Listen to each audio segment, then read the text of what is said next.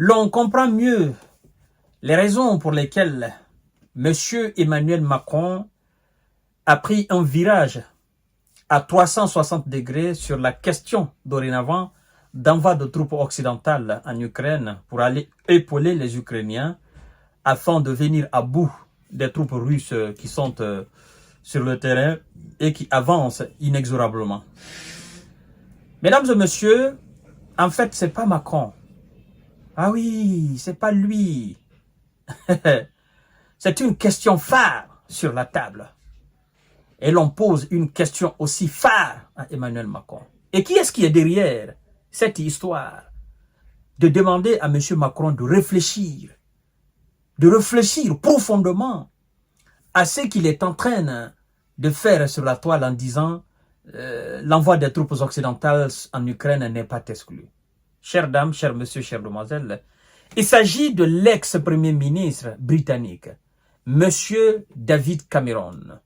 Oui, M. David Cameron et les Britanniques sont opposés farouchement à cette idée d'envoi de troupes occidentales sur le sol en Ukraine. Et ils ont posé des questions légitimes en privé.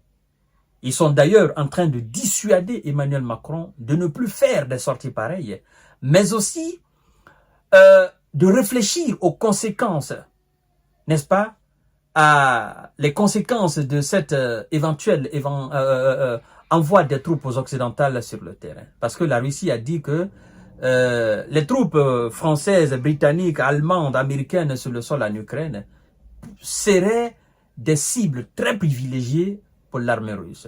Et donc l'armée russe ne se réserverait pas naturellement de les frapper. Mesdames et messieurs et mesdemoiselles, je sais que vous êtes très curieux et curieuses de savoir pourquoi M. David Cameron, l'ex-premier ministre, et les Britanniques en général, l'administration britannique, ne veulent surtout pas l'envoi des troupes occidentales. Ils ont posé des questions légitimes. Et la réponse à cette question, je crois qu'elle est difficile. C'est ce que nous allons voir dans cette émission, mais comme j'ai l'habitude à le dire, la répétition est pédagogique. Donc, je vous invite à vous abonner massivement sur ma chaîne YouTube qui est Kanté J Visionnaire le vrai. Naturellement aussi à activer la cloche de notification pour ne plus rater mes prochaines émissions. Je vous explique le phénomène. En fait, lorsque vous vous abonnez sur ma page YouTube Kanté J Visionnaire le vrai et que vous activez la cloche de notification, c'est que à chaque fois que je poste une nouvelle émission, vous recevez automatiquement et instantanément l'émission sans décalage. Mais lorsque vous vous abonnez et que vous n'activez pas la cloche de notification, vous recevez plus tard, c'est-à-dire 2 heures plus tard, 3 heures plus tard, la vidéo que je poste. C'est pourquoi je vous demande de vous abonner et d'activer la cloche de notification. Je vous demande aussi de vous abonner à mes différentes pages Facebook. La première, c'est J Visionnaire. Bon nombre la connaît. Deuxième, c'est Infomonde. D'ailleurs, j'invite à ces nombreux et nombreuses abonnés, n'est-ce pas, de J Visionnaire, de nous rejoindre dorénavant sur YouTube. C'est très important, mesdames et messieurs. Alors, chères dames, chers messieurs, chères demoiselles, vous devez savoir que je suis très heureux de vous savoir nombreuses et nombreux sur ma page, ma chaîne YouTube et mes différentes plateformes. L'on nous dit pourquoi. Voici pourquoi réellement Londres essaye de freiner Paris sur l'envoi de troupes, n'est-ce pas, en Ukraine. Écoutez très bien, chères dames, chers messieurs, chères demoiselles. L'idée d'envoyer des troupes en Ukraine évoquée par M. Emmanuel Macron n'est pas du goût de Londres. Londres ne veut pas du tout cela. Parce que Londres calcule, Londres réfléchit, mais longuement, profondément aux conséquences que ça va traîner. Ça va entraîner du moins ça. Donc, l'on nous dit que ce n'est pas du goût de Londres qui souhaite l'en dissuader. En dissuader qui? Monsieur Emmanuel Macron en privé. Londres le fait en privé.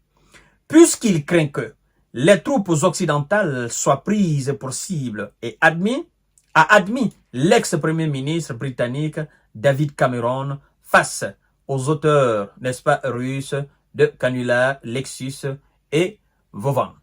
Mesdames et messieurs, Londres craint que les troupes occidentales ne soient des cibles privilégiées de l'armée russe et de son chef d'État, M. Vladimir Poutine. Le Royaume-Uni n'apprécie pas l'idée du président français d'envoyer des troupes en Ukraine, puisque les soldats occidentaux risquent d'être pris pour cible par l'armée russe, a déclaré l'ex-premier ministre britannique David Cameron. Chères dames, chers messieurs, chères demoiselles, Monsieur Cameron dit ceci, partagez la vidéo dans tous les groupes possibles, je crois que vous allez comprendre dorénavant pourquoi Monsieur Emmanuel Macron a retourné sa veste. Monsieur Cameron nous dit ceci, il dit, je cite, « Le problème, c'est que si on envoie des troupes étrangères en Ukraine, elles deviendront une cible pour Poutine. Et on se demandera ce qu'il faut faire si elles sont frappées. J'aime beaucoup l'enthousiasme des Français, mais je ne suis pas sûr qu'ils choisiront la bonne réponse. » Ça, c'est très important de le savoir. Lorsque nous enverrons des soldats étrangers sur le sol en Ukraine, nous craignons fort que l'armée russe ne les frappe. Mais si l'armée russe vient à frapper les soldats occidentaux sur le terrain en Ukraine, l'on se posera la question, qu'est-ce qu'il faut faire? Et naturellement, nos amis français ne choisiront pas la bonne réponse par rapport à cela. Vous comprenez? Alors, M. Cameron dit, j'aime beaucoup l'enthousiasme des Français, mais je ne suis pas sûr qu'ils choisiront la bonne réponse.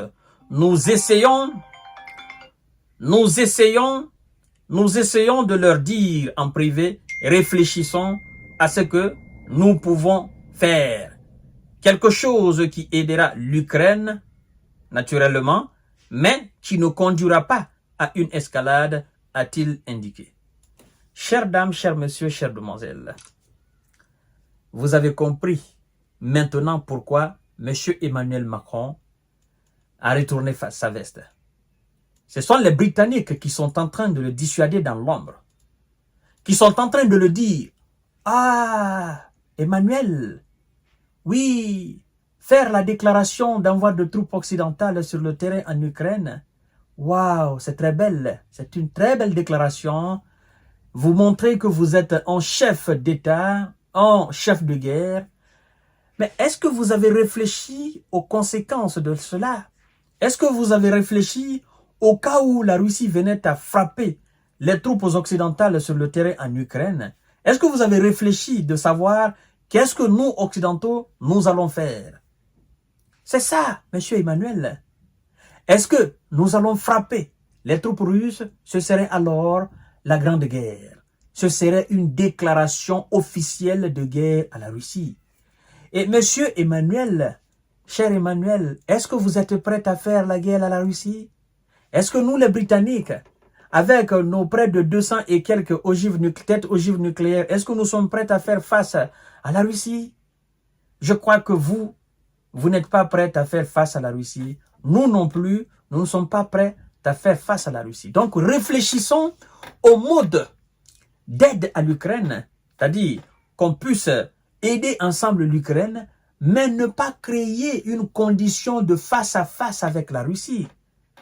Ça ne va pas vous arranger, vous les Français, nous les Britanniques, et ça ne va certainement pas arranger la Russie.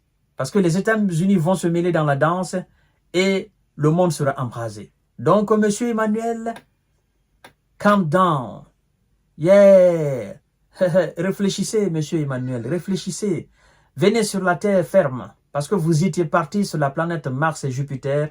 Nous vous invitons à redescendre, n'est-ce pas, sur la planète Terre, afin d'être au même niveau que nous et de trouver les solutions adéquates à cette situation-là. Mesdames et messieurs et mesdemoiselles, vous avez sur la table les raisons pour lesquelles monsieur Emmanuel a fait volte-face. C'est cette crainte, c'est cette peur de la Russie qui fait aujourd'hui que les Occidentaux ne peuvent pas entrer en danse. J'aime à le dire souvent, la force inspire le respect et c'est la force de la Russie qui est en train d'inspirer le respect. Donc, chaque pays doit se battre pour sa souveraineté sécuritaire, pour son indépendance sécuritaire, pour son autosuffisance sécuritaire. Et le respect viendra tout seul. Donc, les États africains ont compris beaucoup de choses à travers cette situation ukrainienne. À tout à l'heure pour notre série d'informations de décortiquage. Partagez la vidéo dans tous les groupes possibles. Continuez à vous abonner sur ma chaîne YouTube Kanté J Visionnaire le vrai. Je vous donne rendez-vous tout à l'heure. Merci beaucoup.